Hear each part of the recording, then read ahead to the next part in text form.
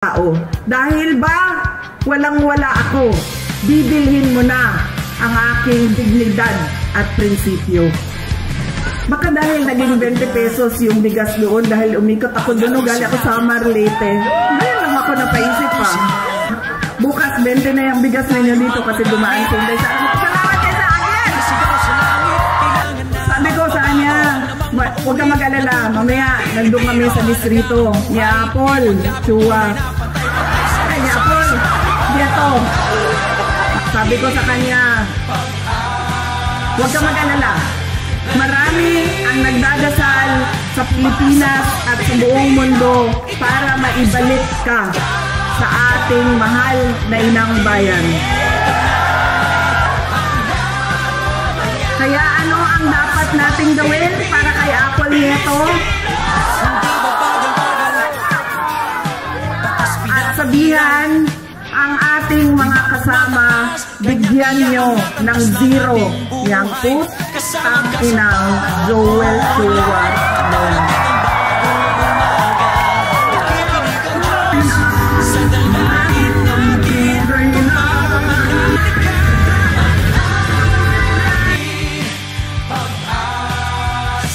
Sa kapitbahay namin. Doon kasi may bigayan ng pera.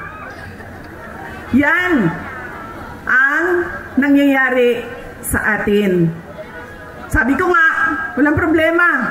Kunin natin ang pera. Pero pag-isipan natin ang ating mga leader. Dahil yan ang kinabukasan. Yan ang magdadala sa atin sa tama o maling kinabukasan ng ating bayan. Alam niyo, masakit sa akin yung pagbibili ng boto. Dahil nga, nawawala yung respeto ng tao sa isa't isa. Nagiging transaksyon. Mahalin mo ako, bayaran kita. Pag hindi mo ako bayaran, hindi kita mamahalin. Nagiging transaksyon ang ating mga relasyon sa ating mga kababayan. At masakit sa akin dahil sino ba at kaninong boto ba ang binibili ng mga politiko? Sa mga mayayaman ba? Sa mga mataas ba ang trabaho at natapos? Mga doktor, binibili ba ng 2,000 ang kanilang boto?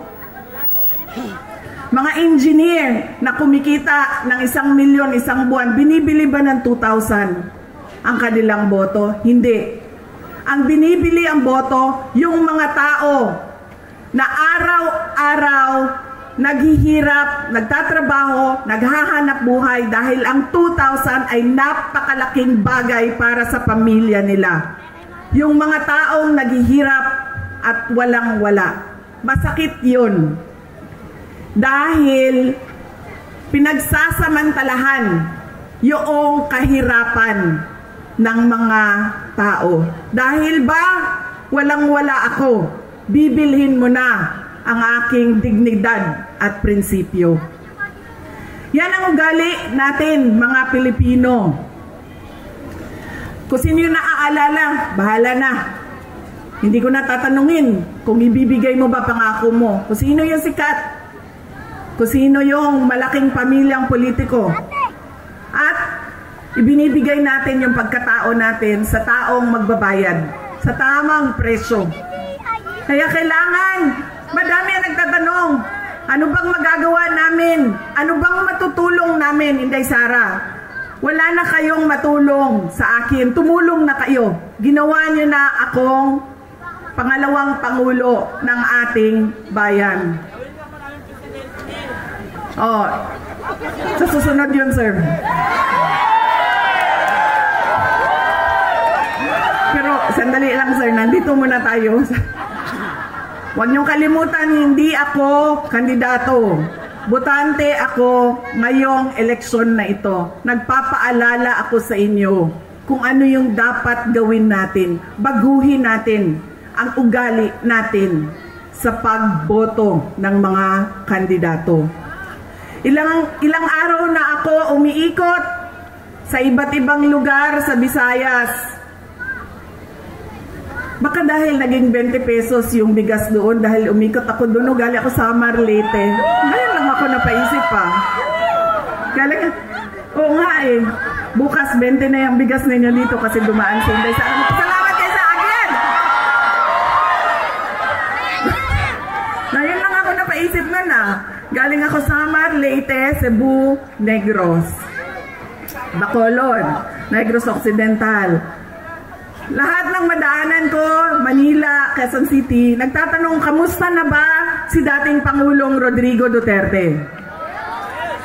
Ang dami ng mga hindi ko kilala, nagsasabi, ikamusta mo kami kay President Duterte? Kahit hindi kami magkakilala mga kababayan natin kung saan-saan. Okay lang po si Pangulong Duterte. Wala naman po siyang problema sa sakit. Ang kanya lang ay hindi siya marunong sa gawaing pambahay. Hindi siya marunong maglaba, hindi siya marunong magluto, at hindi siya marunong maglinis ng kanyang kwarto. At isa pa doon, siya ay may edad na, 80 years old si Pangulong Duterte. Ano sa daw?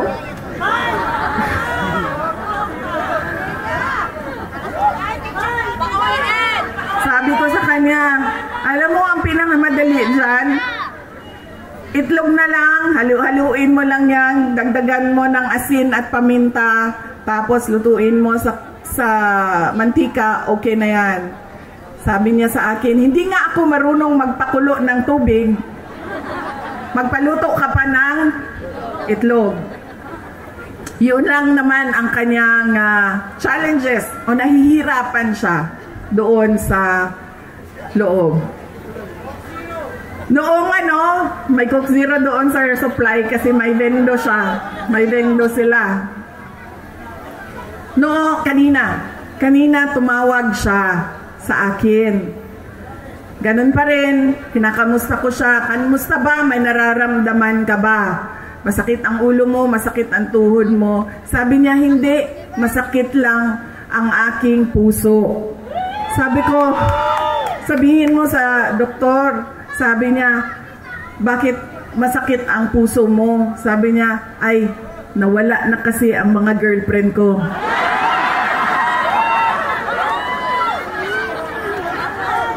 Sabi ko, ay, nako, huwag ka mag-alala. Dahil may 2 girlfriend dyan sa labas ng kulungan, nag-aaway, nag-aantay na lumabas ka. Tapos sabi niya sa akin, sumali ba sa away ang nanay mo? Sabi ko sa kanya, ay naku, wala na siyang pakialam sa'yo. Yan po ang update kay Pangulong Duterte. Sabi niya kanina, kailan mo ba ako ilalabas dito sa detention center? Sabi ko sa kanya, relax ka lang dahil mamayang gabi meron kaming meeting doon sa distrito ni Joel Chua. Ay, sorry. Distrito ni Apple Nieto.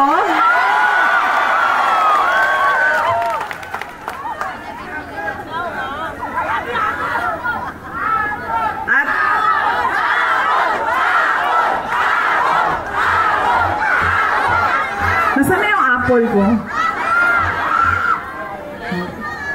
Ito yung apple ko. Hindi man ito pulang-pula na apple. Uy, nanluspan man yato ang apple. Yung apple ko. Bakit namumutla itong apple na ito?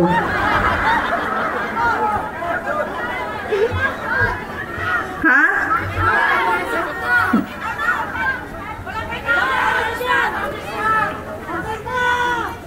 Sana ako, ano magawin ko? Sabi ko sa kanya, huwag ka mag-alala, mamaya nandun kami sa distrito ni Apple, Chua. Ay, ni Apple, Nieto. Apple Nieto. Nagugulo ka. Apple Nieto. Pag-uusapan namin kung paano ka namin kidnapin dyan sa Hague at ibalik sa Pilipinas.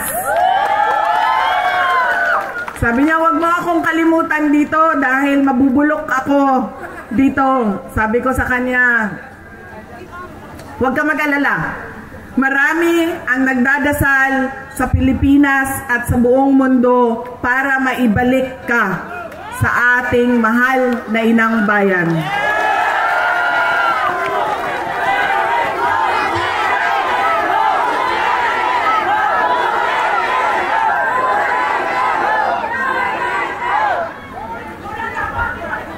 Yung mga nagtatanong kung kamusta si Pangulong Rodrigo Duterte, meron po kaming maliit, short, maikling video para sa inyong lahat. Self-rated poverty in the Philippines is at its highest in 21 years. Teacher says she often complains about being hungry. Pagpaparili ng isang babae dahil umano sa konsehan sa droga. Pinagtataga hanggang sa mamatay ang natutulog na maglola. Ang bugbugin ng dalawang Just remember, no? At bakit yung mga tao gumagamit ng drugs? Remember, hindi sila addict. Na pag-alagala, mga batang nagra-rugby, nagkalat sa gitna ng daan. Mga taong pinagbabaril habang bibili ng pagkain sa karinderya. Kumakalat sa social media ang video ito ng pamamaril sa mga... Instead of going to school, they spend their days scavenging to earn a living. Permanenteng trabaho ang suspect at gumagamit pa umano ng droga. Good luck sa atin lahat. Sa halip na tutukan ang kumakalam na sikmura ng mga Pilipino, krimen, droga at korupsyon, mas inuna ang sariling interes at kasakiman sa kapangyarihan. Itinapong palabas ng bansa ang nag-iisang Pangulo na siyang tunay na nagmahal sa bayan. Mula nung si Tatay Digong ang naging Pangulo, tumahimik yung mga MP. Nagkaroon ako ng peace of mind na yung anak ko, kumbaga imbis na silikado sa daan, sobrang happy ako. Dahil nung umupok si PRRD, kahit sabihin natin maraming tumutugis, maraming tumutuligsa sa kanyang war on drugs, pero majority po sa atin ng mga Pilipino, pwera na lang doon sa mga drug lords, mga drug user, mga ano yun ang ayaw eh. Pero kami, lalo kami mga OFW, naramdaman namin ang safety sa aming pamilya. It's a time to be powerful and a time to be just a nobody. I used to describe the brightest star there was mine, shining brightly.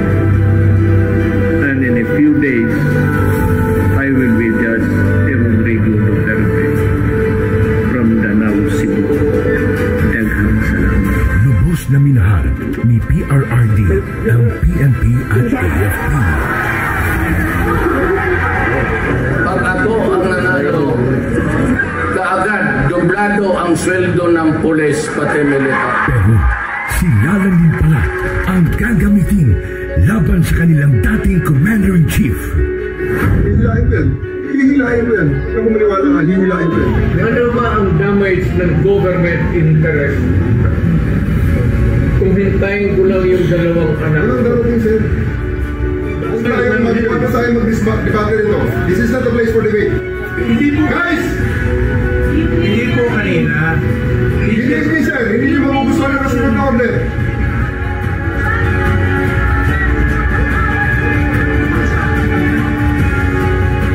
Napilitan sa serbisyo ang iba dahil sa order na isang bagang na namumuno sa kanila.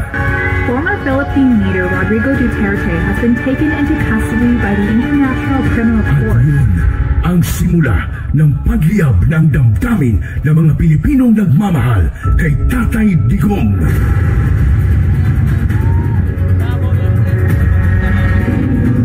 Lumiyab ang sambayanang Pilipino. Bring PRRD home.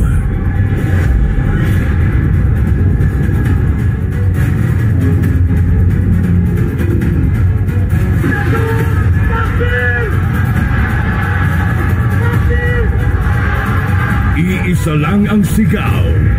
Duterte saan man sa mundo.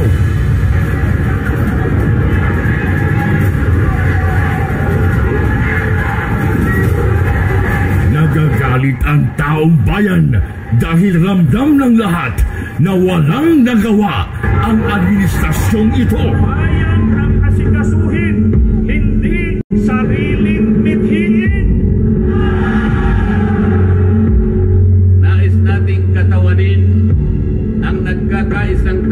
damdamin ng milyon-milyong Pilipino at isatinig ang kanilang pinag-isang mithiin para sa isang mapayapa at nagkakaisang Pilipinas.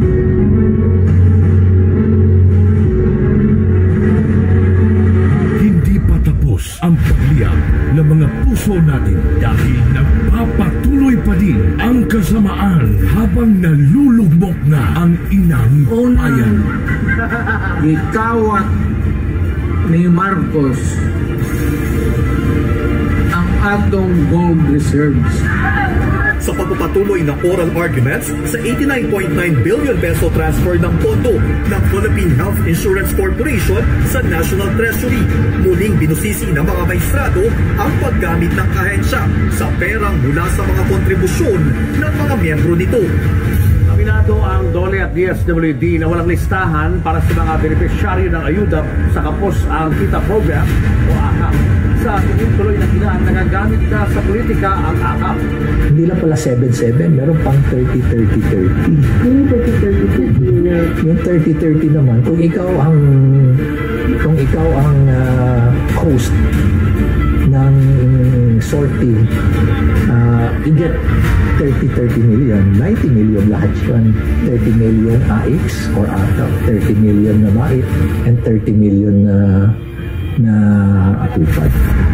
Sa kanyang 15 taong karanasan bilang kongresista, ngayon daw nakakita si Davao City Representative Isidro Ungab ng ganitong sistema sa Bicameral Conference Committee. Ang tinutukoy niya ay ang mga blankong line items sa Bican Report ng 2025 National Budget na anya'y labag sa batas. Partikular dito ay ang missing budget amount sa Department of Agriculture at ang program funds na anya'y bilyones ang halaga. Good luck sa atin lahat. Na-promote pa nga ang mga instrumento ng pangingidap kay PRRD. Police Brigadier General Jean Fajardo and family, the Chief of the PNP and his family to join the President for a photo opportunity. Walang titigil para sa bayan. Maybe when I say my farewell, if I get to live in the last day of my term, I'd like to say something and maybe I'll cry. Gusto kong umiyak dahil hindi ko maanong taong binigay nila ng pagmamahal sa akin. Totoo lang. You can save the Philippines. Act now. Vote Duterte.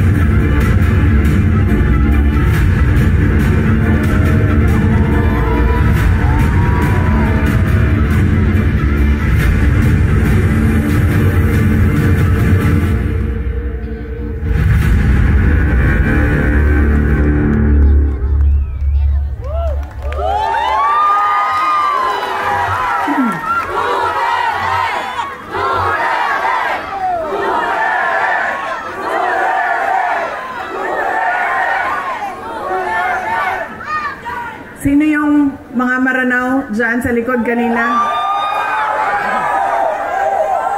Kayo na bahala kay Tore. Okay?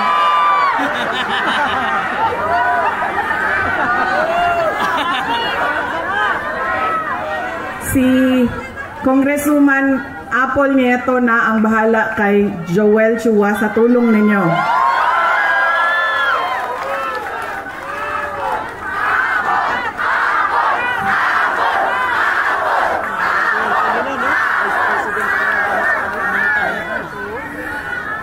Noong ako ay bumabiyahe galing Cebu City papuntang Negros, nag-barge ako, tumawag sa akin si Pangulong Rodrigo Duterte. Sabi niya sa akin, diretsuhin mo na ang mga kababayan natin. Diretsuhan na og hangyo ang ato ang mga kaigsuunan. Na diretso ang boto ninyo para sa 10 senador ng mga Duterte. Si Bongo Bato de la Rosa, Jimmy Bondoc, Rodante Marcoleta, Philip Salvador, Attorney Vic Rodriguez, Attorney J.D. Hinlo, Attorney Raul Lambino, Pastor Apollo Kibuloy, at Richard Mata. Bakit kailangan diretso ang boto natin? Bakit kailangan tinatawag na block voting o straight vote ang gagawin natin? Dahil unang-una, kapag hinaluan ninyo ng ibang kandidato o leader na sa iba ang kanyang pamumulitika, ay magkakagulo lang, mag-aaway lang lagi at magbabangayan lang lagi. Pangalawa, kapag mataas ang boto at malayo ang agwat ng mga boto, ay mahirap siya habulin sa dayaan sa makina. Kaya dapat malaki at marami, katulad ng block voting, ang kinakailangan. At pangatlo, kailangan nagkakaintindihan yung mga leader kung saan ba talaga papunta ang ating bayan. Dahil yung 10 senador ng Duterte, naiintindihan nila na kailangan natin ituloy ang nasimulan ni Pangulong Duterte sa tunay na pagbabago. Noong kami ay tumatakbo, noong taong 2022, ang plataforma namin ay continuity o pagpapatuloy at unity o pagkakaisa. Hindi natin nakikita yon ngayon. Wala tayong nakikitang pag-usad papunta sa kaunlaran ang ating bayan. Ang naririnig lang natin ay bagong Pilipinas, pero wala namang nagbago sa ating bayan. Kundi lalo pa tayong nagugutom, ang daming mga pamilya nagutom. Tumataas ang kahirapan at sobrang dami ng ating mga kababayan ang nakikipagsapalaran sa ibang bansa kahit illegal ang paglabas nila sa ating bansa at illegal ang pagpasok nila sa ibang bansa para lang maghanap buhay sa kanilang pamilya dahil walang oportunidad ng trabaho at negosyo dito sa ating bayan. Para bang wala ng magandang kinabukasan dito sa ating bayan. Kaya wala tayong nakikita na bagong Pilipinas dahil nagkamali. Pasaylo ako ninyo ha, ako bitaw ang hinungdan ato, pero human naman kong pangayong pasaylo.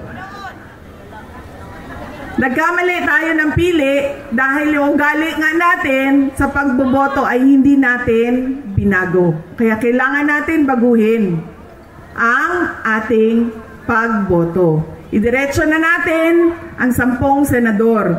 Tulad din ng dito sa syudad ng Maynila. Kung sino yung mga kasama ng ating Mayor Isko Moreno Dumagoso, yun na rin ang piliin ninyo diretso.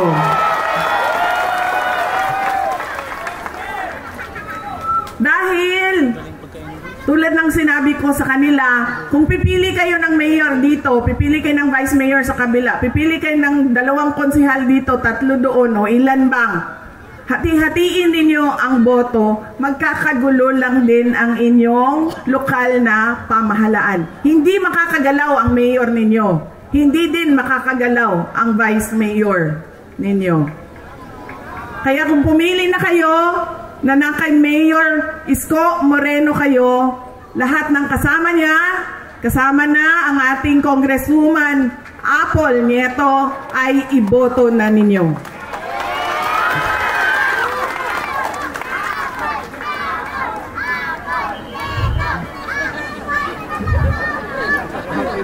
Hindi, para kay Joel Chua ito, antay ka.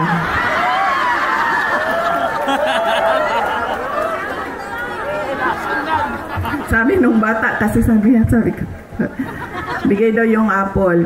Ibibigay ko itong apple na ito kay Apple Nieto. Ma'am, saksak mo ito sa bibig ni Apple Chua hanggang sa kanyang lalamunan, hanggang siya ay mamatay. Yung apple na yan,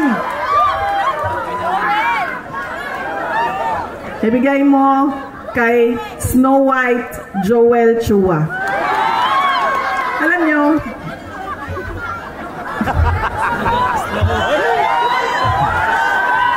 diba si Snow White kumain ng apple tapos nabilaukan. Apple yan.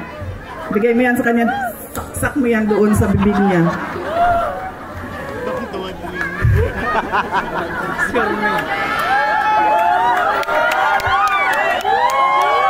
Alam niyo si Joel Chua ba? Siya ba may-ari ng Ing Bitin? Ha? Hindi. Yung may-ari ng Ing Bitin. Kasi alam nyo, dala-dala niya yan lagi, yung hopya na yan doon sa House of Representatives. Tapos pinamimigay niya sa mga tao. Pag may hearing, pinamimigay niya.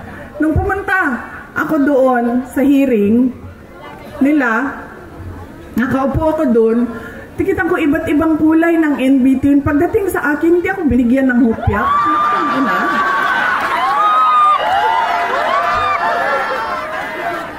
Para bang hindi ako nagugutom. Parang hindi ako karapat-dapat bigyan ng hopya. Tapos, sinasabi niya, abogado siya, nung nandoon ako at pinapaot. Sabi ko, anong gusto ninyo? O sige, pupunta kami. Kaya naman namin sagutin yan lahat. O di sige. Pagdating doon, kinulong na niya yung isang kasama namin, si Yusek Lopez. Nagalit na ako. Dahil ako naman yung hinahabol ninyo. Ako yung gusto ninyong paalisin. Ako yung gusto ninyong sirain. Bakit nyo dinadamay yung mga kasama ko sa opisina? Sinabi niya, pasensya na. Sinabi niya sa kapatid ko, pasensya na, sabihin nyo sa kanya. Dahil lahat naman tayo dito, sundalo lang. Kayo, sundalo kayo, kami, sundalo kami ni Martin Romualdez. Hindi lang buwaya, sir. Tambalus-lus yun nga buwaya.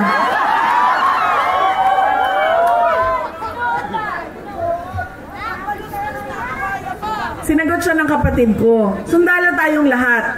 Pero kami, sumusunod kami sa tamang orders. Hindi kami sumusunod sa mali. Yan! Hindi ko nga alam kung paano nyo napili yan si Joel Chua, pero nasabi na sa akin eh. Yan ang karakas ng inyong congressman. Ganyan ang pag-uugali ng inyong congressman. Hindi namimigay ng hopya. At sundalo niya ay yung mali.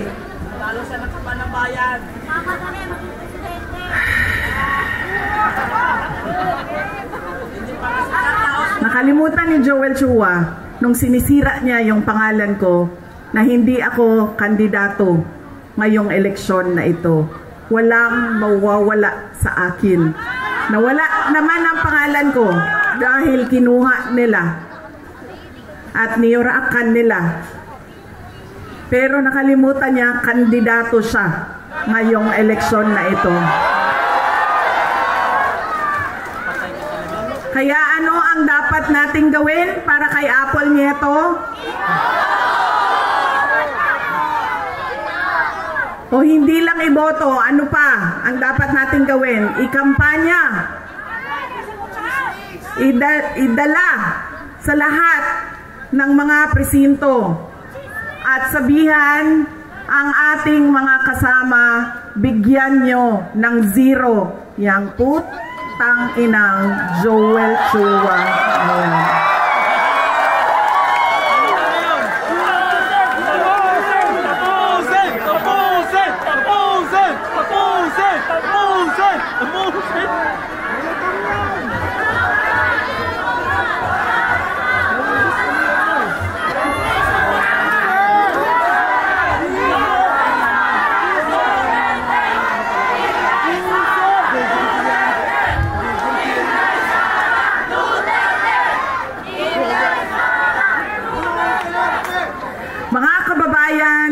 ang lahat ng ginagawa natin ay para sa Diyos, sa bayan, at sa bawat pamilyang Pilipino. Syukran.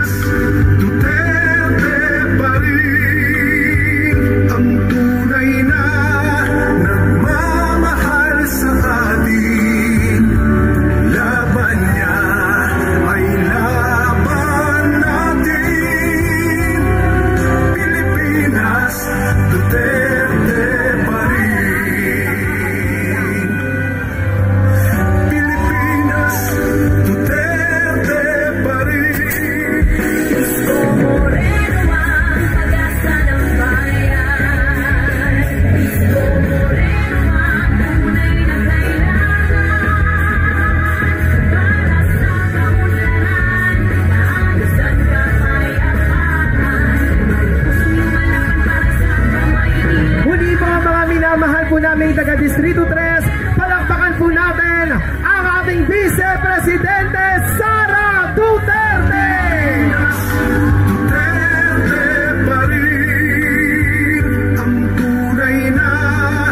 Ngayon din po ang ating minamahal na Yorme Isko Moreno Dumagoso!